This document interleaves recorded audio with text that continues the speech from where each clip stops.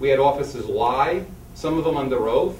He has been a polarizing figure in Rehoboth since moving here from East Providence 8 years ago. Almost immediately, Christopher Morra dove into town politics. And Morra, who formed Rehoboth's Reform Party, has been no stranger to controversy in both his public and professional life.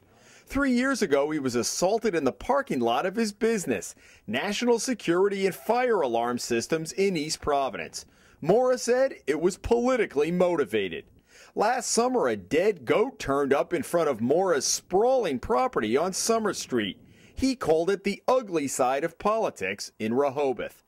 And it was Morra, as chairman of the Selectmen's Board, who ousted Police Chief Norman Miranda in 2008, paving the way for current Chief Stephen Enos, who has been the talk of the town since his highly publicized drinking incident at an East Providence restaurant in December.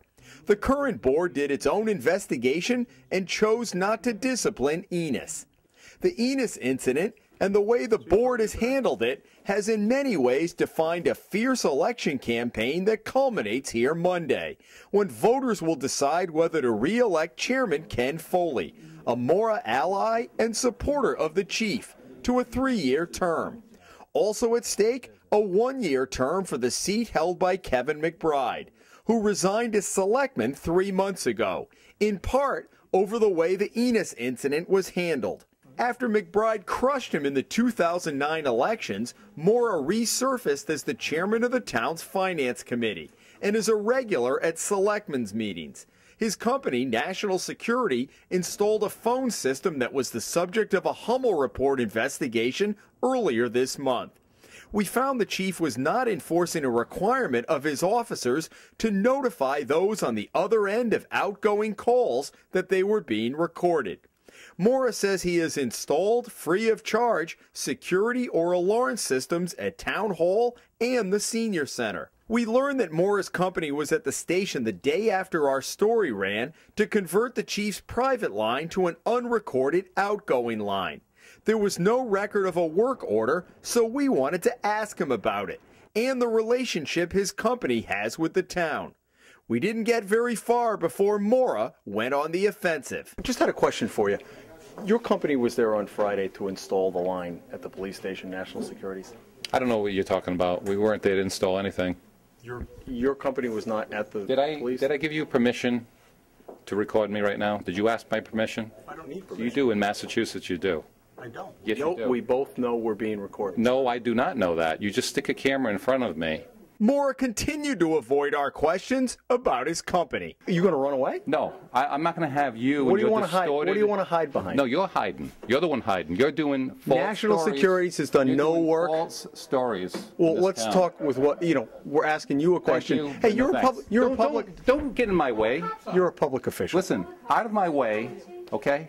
Don't block my way out of this building. Has your company done work? Has your company done work? I'm not talking to you. You're not a credible person. Why don't you put that on the news? I'd be happy to. You're not a credible person. As we continue to question Morra, resident Robert Benoit took issue with our recording in a public building. We've donated plenty of things to the town. We put a free system in this building and a number of other buildings. That's right.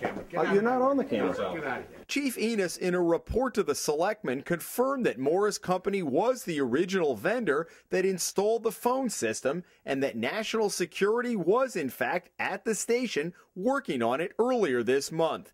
Our original question to Morra, who even this week would still not confirm it.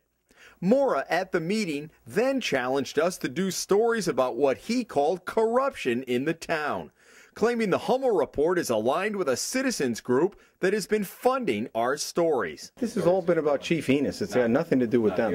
At this point, you're harassing the person. You're harassing the person. Do you speak for him now? Are you his spokesman? No, I'm speaking as a citizen of the town right now. I'm entitled to my opinion, and I'm giving you my opinion. Can you tell your friend the chief to give me a call back so we can get his side of the story?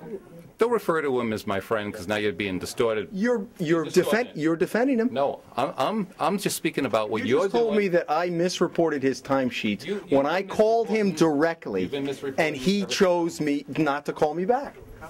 Hey, that's what you say. I really don't buy it. I find you very unprofessional. During our interview, one of Morra's friends called the Rehoboth police, claiming we had assaulted him. A lieutenant who responded to the call told Morra he was free to walk away. Don't say I can leave. Would you like to? You're telling me you want me to leave when these people are in my If face? he's annoying you, sir, you can get up and leave, as well as he can leave if he's troubling you. I'm here to be at a Board of Selectmen's meeting. I am not here to be harassed by you or these people or anyone.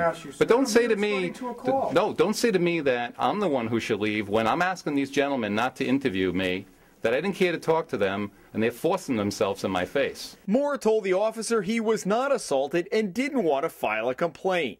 Meanwhile, voters will decide whether to re-elect Foley or Planning Board Chairman Mike Costello to the 3-year term. And either Jim Payon, a member of the school committee, or Planning Board member Joe Tito to the 1-year term. Morra is supporting both Foley and Payon with signs posted in front of his house. Payon tells the Hummel Report he is generally supportive of the work Chief Enos has done. Tito and Costello say they would have put Enos on leave pending an investigation into the East Providence incident. So Monday, voters in this rural community will have the final say. And the chief's future may very well hinge on this election. His contract expires this fall. In Rehoboth, Jim Hummel for the Hummel Report.